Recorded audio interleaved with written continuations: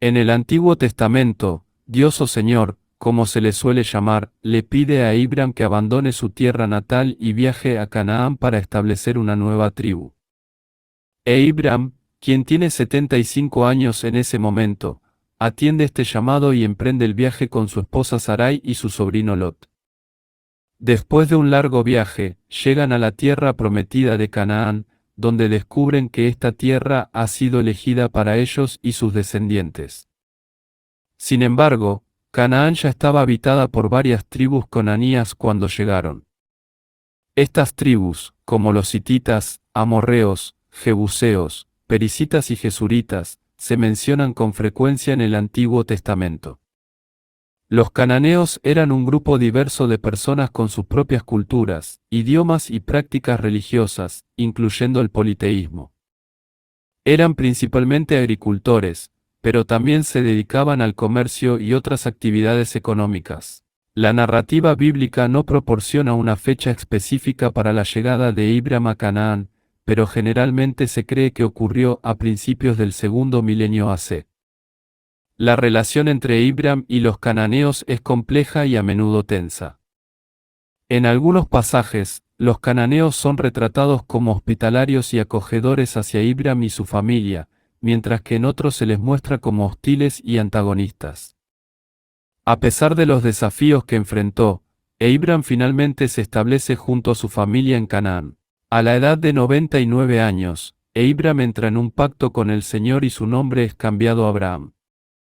Abraham fallece a los 175 años y es sepultado en la cueva de Mella, cerca de la ciudad de Hebrón, ubicada en la actual Cisjordania. Abraham tiene dos hijos, Isaac e Ismael. Isaac es considerado el ancestro de los judíos, mientras que Ismael es considerado el ancestro de los árabes. Aunque comparten el mismo padre, sus madres son diferentes. Isaac nace de Sara, mientras que Ismael nace de Agar.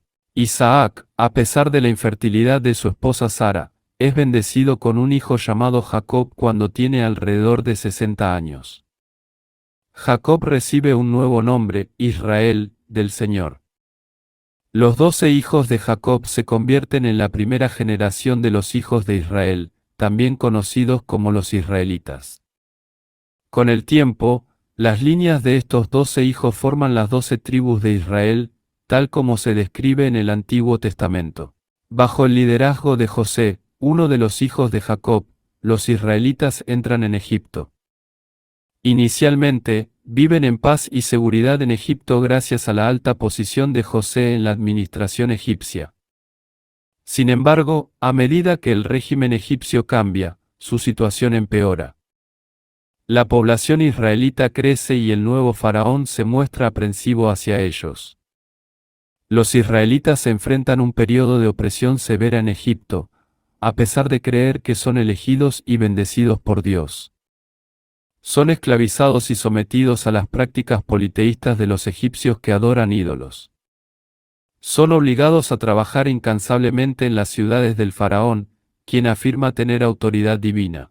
Esta opresión continúa hasta que llega un Salvador enviado por Dios. Ese Salvador es Moisés, quien recibe instrucciones de Dios para aproximarse al faraón y guiar a los israelitas fuera de Egipto. Según el Antiguo Testamento, los israelitas emprenden un viaje desde Ramsés hacia Sucot. Además de mujeres y niños, hay aproximadamente 600,000 hombres a pie.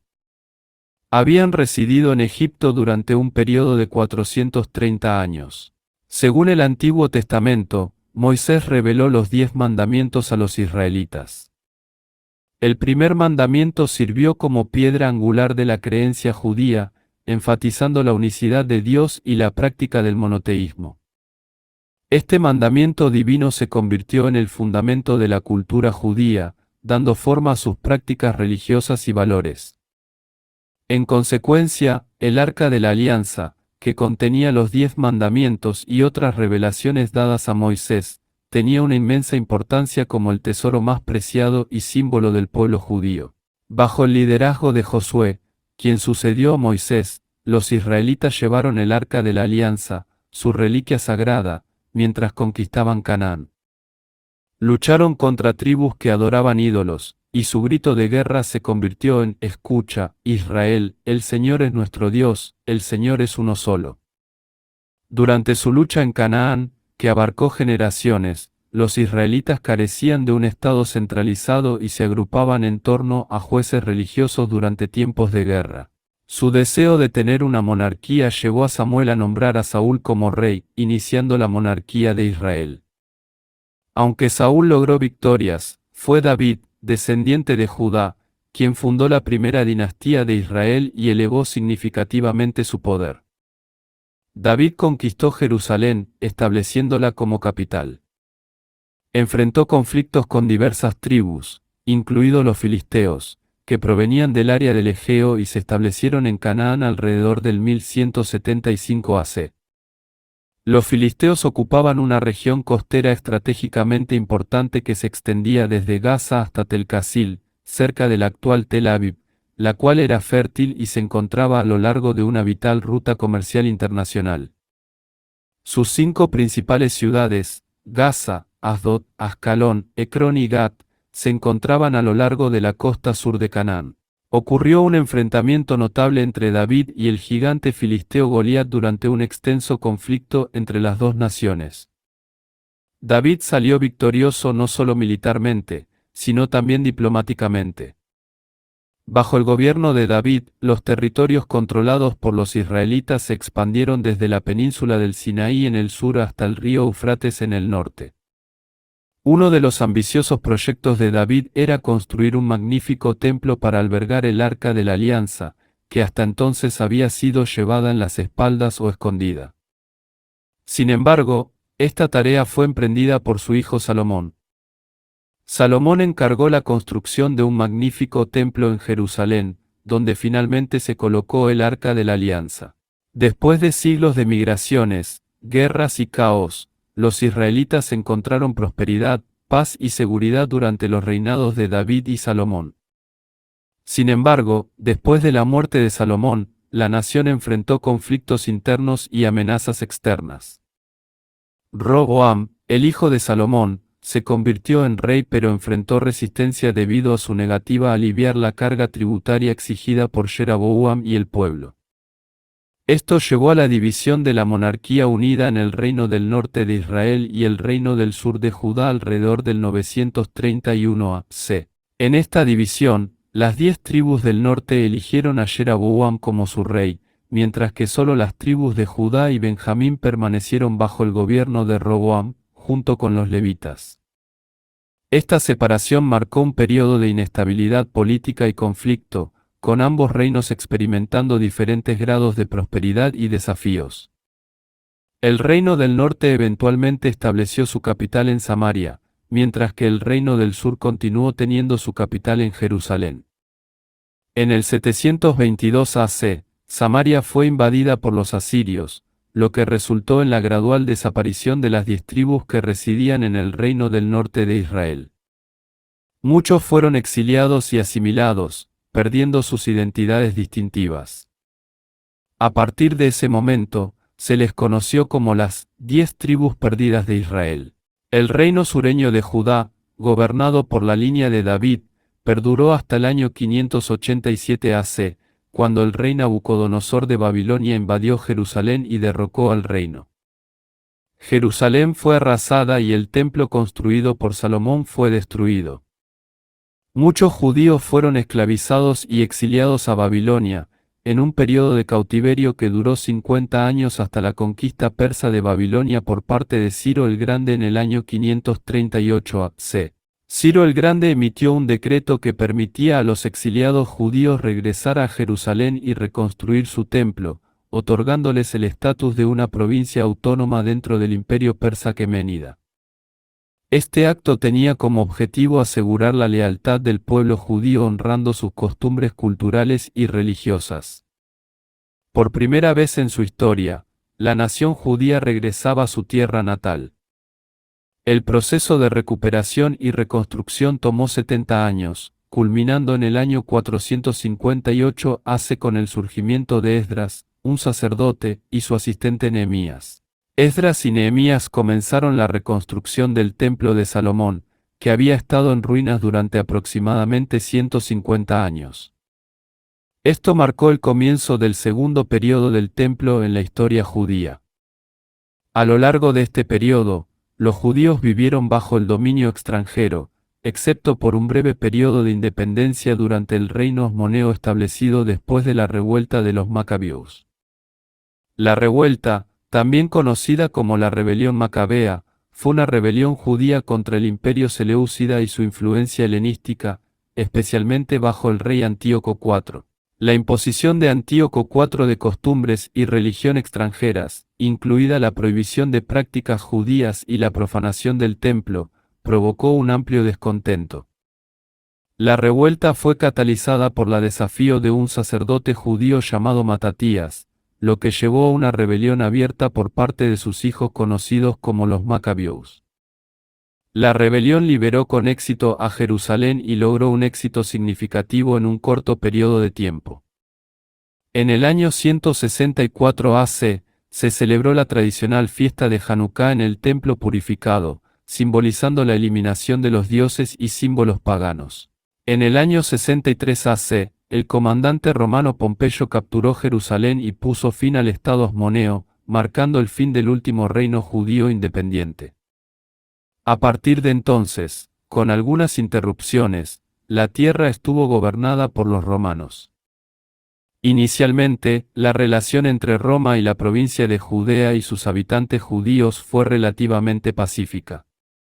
Sin embargo, las tensiones aumentaron con el tiempo, exacerbadas por la crucifixión de Jesús, un predicador judío que fue considerado el Mesías por sus seguidores. La crucifixión tuvo implicaciones tanto en el poder romano como en consecuencias específicas para la comunidad judía. Las divisiones internas dentro del liderazgo judío y el creciente número de seguidores de Jesús llevaron a un aumento de las tensiones. En el año 66 DC, los judíos iniciaron una gran revuelta que escaló hasta convertirse en la primera guerra judeo-romana. Los romanos, superiores en fuerza militar, se enfrentaron a los judíos en un conflicto de 7 años. En el año 70 DC, el emperador Tito ingresó a Jerusalén después de un largo asedio, lo que resultó en la destrucción de la ciudad, incluido el segundo templo. Muchos judíos fueron asesinados, esclavizados o dispersados en varias regiones, incluido el Mediterráneo oriental y Mesopotamia. Una vez más, la historia presenció el exilio del pueblo judío, esta vez a manos de otro imperio. El Arco de Tito en Roma, construido para conmemorar la victoria en la guerra judía, muestra los despojos tomados del templo de Jerusalén, incluyendo la menorá y la mesa de los panes de la proposición. En 1949, inspirado por el relieve del arco, Israel adoptó la menorá como su emblema, simbolizando la resistencia y la perseverancia del pueblo judío a lo largo de la historia. Después de la captura de Jerusalén en el año 70 DC, los romanos establecieron una colonia llamada Aelia Capitolina sobre las ruinas de la ciudad. La primera guerra judeo-romana finalizó por completo en el año 73 DC. Las políticas romanas llevaron a una disminución en la población judía en la región, pero aún vivía un número significativo de judíos en y alrededor de Jerusalén. Sin embargo, estalló una nueva agitación conocida como la revuelta de Bar Kokhba en el año 132 DC, cambiando la situación. En ese momento, un enorme templo de Júpiter se encontraba donde antes se encontraba el templo judío, y la ciudad se había transformado en una guarnición militar romana. El historiador romano Casio Dionisio describió las consecuencias de la revuelta, afirmando que muchos puestos avanzados y aldeas importantes fueron destruidos, y una gran cantidad de personas perecieron debido a incursiones, batallas, hambruna, enfermedades e incendios. Como resultado, casi toda la región de Judea quedó desolada. Las consecuencias de la revuelta de Bar Kokhba fueron devastadoras para la población judía. Los prisioneros de guerra judíos fueron recapturados por los romanos y vendidos como esclavos. También se restringió a los judíos el ingreso a Jerusalén, excepto en ciertos días de importancia religiosa. En respuesta a los conflictos entre los judíos y Roma, el emperador Adriano cambió el nombre de la provincia de Judea a Siria-Palestina, con la intención de disminuir la asociación judía con el territorio. Además, debido a las guerras, un número significativo de judíos emigró voluntariamente de Judea. Cuando los ejércitos islámicos conquistaron Palestina en el año 638 DC, se estima que la población judía era de alrededor de 150,000 personas. Sin embargo, aún se les prohibía ingresar a Jerusalén. El califa Omar levantó esta prohibición después de capturar la ciudad, otorgando a los judíos la libertad de establecerse en Jerusalén nuevamente después de 500 años. Aunque se impusieron algunas restricciones con el tiempo, estas no limitaron significativamente las libertades judías. Sin embargo, los impuestos elevados, especialmente sobre las tierras agrícolas, llevaron a muchos judíos a emigrar de las áreas rurales a las ciudades y eventualmente a abandonar el país. A fines del siglo XI, la población judía en Palestina había disminuido significativamente. Durante las cruzadas, que comenzaron con la toma de Jerusalén en 1099, los judíos enfrentaron una persecución y violencia intensificadas. Las comunidades judías europeas, especialmente a lo largo de los ríos Rin y Danubio, sufrieron ataques devastadores. Esta violencia incluso generó temor entre las comunidades judías en el Medio Oriente.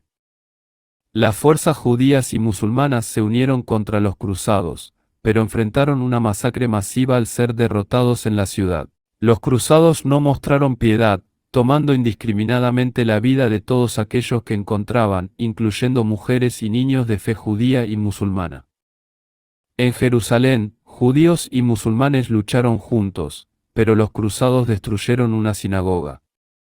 Los judíos supervivientes en Jerusalén se enfrentaron a la ejecución, la conversión forzada o tuvieron que pagar rescate.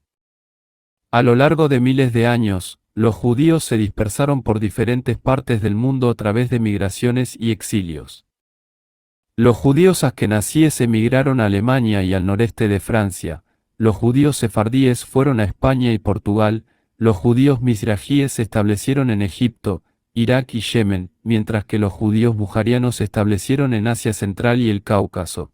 Durante la Edad Media, las comunidades judías en Europa enfrentaron numerosos pogromos y su destino a menudo dependía de las dinámicas políticas cambiantes. En el período del Renacimiento, los estudiosos judíos desempeñaron un papel crucial en la transmisión de la sabiduría antigua a las crecientes sociedades intelectuales de Europa. Sin embargo, la Ilustración trajo consigo nuevas formas de antisemitismo, obligando a los judíos a navegar una existencia frágil en toda Europa. En el Imperio Otomano, que tomó el control de Jerusalén en 1516, los judíos disfrutaron de prosperidad y ocuparon posiciones influyentes en el comercio y el comercio. Incluso ocuparon altos cargos como el Sanjak Bey, un gobierno generalmente reservado para los musulmanes. El Imperio Otomano acogió a los judíos sefardíes expulsados de España y Portugal en 1492, permitiéndoles establecerse en ciudades más prósperas como Estambul, Salónica y Jerusalén. Estas comunidades judías prosperaron y dejaron un impacto significativo en la cultura y la estructura social del Imperio Otomano. Figuras destacadas como David Ben Gurión, fundador de Israel, y Haim Weizmann, su presidente de mayor tiempo de servicio, estudiaron en Estambul. Sin embargo, a los ciudadanos no musulmanes, incluidos los judíos, se les exigía pagar el impuesto de la jizya y enfrentaban ciertas restricciones. En 1860, el periodista judío Theodor Herzl propuso que los judíos abandonaran Europa para evitar el antisemitismo y la asimilación cultural. Abogó por el establecimiento de una patria judía en Palestina, publicando Der Judenstaat, el Estado judío, que ganó prominencia en el mundo judío. Herzl convocó el primer congreso sionista en Basilea en 1897, buscando apoyo para un Estado judío de líderes como el emperador alemán Guillermo II y el sultán otomano Abdulhamid II, aunque sin éxito. El movimiento sionista ganó impulso a principios del siglo XX, especialmente después de la declaración de Balfour de 1917, que expresaba apoyo a un hogar nacional para el pueblo judío en Palestina, entonces una región otomana con una pequeña población judía. Sin embargo, Arthur James Balfour, conocido por la Declaración de Balfour, también fue conocido por sus opiniones antisemitas. En 1905, apoyó la ley de extranjería, que tenía como objetivo limitar la inmigración de judíos rusos a Gran Bretaña, considerándolos indeseables. La defensa de Balfour de una patria judía en Palestina fue en parte influenciada por su preferencia de reducir la incomodidad histórica que creía que la presencia judía había causado en la civilización occidental, una presencia que Europa no pudo expulsar ni asimilar completamente. Después de la Primera Guerra Mundial, la derrota del Imperio Otomano llevó a que Palestina quedara bajo administración británica como parte del sistema de mandatos de la Sociedad de Naciones. Este periodo, conocido como el Mandato Británico, presenció un aumento en la inmigración judía a la región, lo que llevó a conflictos crecientes entre las poblaciones judía y árabe, así como con las autoridades británicas. La revuelta árabe de 1936 marcó un evento significativo durante este tiempo. En 1939, la resistencia contra el dominio británico y la inmigración judía condujo a la emisión del Libro Blanco británico que proponía un Estado árabe-judío conjunto. Durante la revuelta árabe, las fuerzas británicas se enfrentaron en combate, lo que resultó en la muerte de más de 2,000 árabes, mientras que 108 personas fueron ahorcadas y se atribuyeron 961 muertes a actividades de pandillas y terroristas. El análisis del historiador palestino Wed Kidi sugiere que aproximadamente 19,799 bajas árabes ocurrieron después de la revuelta. Durante este tiempo, grupos paramilitares judíos, incluido el Irgun, llevaron a cabo numerosos ataques. El Irgun, descrito como una organización terrorista por fuentes como el New York Times y el primer ministro británico Winston Churchill, realizó 60 ataques contra objetivos palestinos y británicos. Sus acciones incluyeron asaltos a comisarías de policía británicas, asesinatos, bombardeos de transporte e infraestructura, así como ataques contra objetivos militares y administrativos británicos. Incidentes destacados durante este periodo incluyen el bombardeo de 1946 al Hotel King David, que causó 91 muertes, incluidos 28 ciudadanos británicos. Además, una serie de ataques en 1947 resultaron en bajas entre las poblaciones británica, árabe y judía. Sin embargo, el Holocausto durante la Segunda Guerra Mundial intensificó la urgencia de la búsqueda del movimiento sionista de un Estado judío soberano. El genocidio de 6 millones de judíos por parte de la Alemania nazi generó simpatía y apoyo internacional a la causa judía. En 1947, las Naciones Unidas aprobaron un plan para la partición de Palestina en estados judíos y árabes separados, a pesar del rechazo árabe a la propuesta. Posteriormente, en 1948, el Estado de Israel declaró su independencia, lo que desencadenó la Guerra Árabe-Israelí, también conocida como la Guerra de Independencia.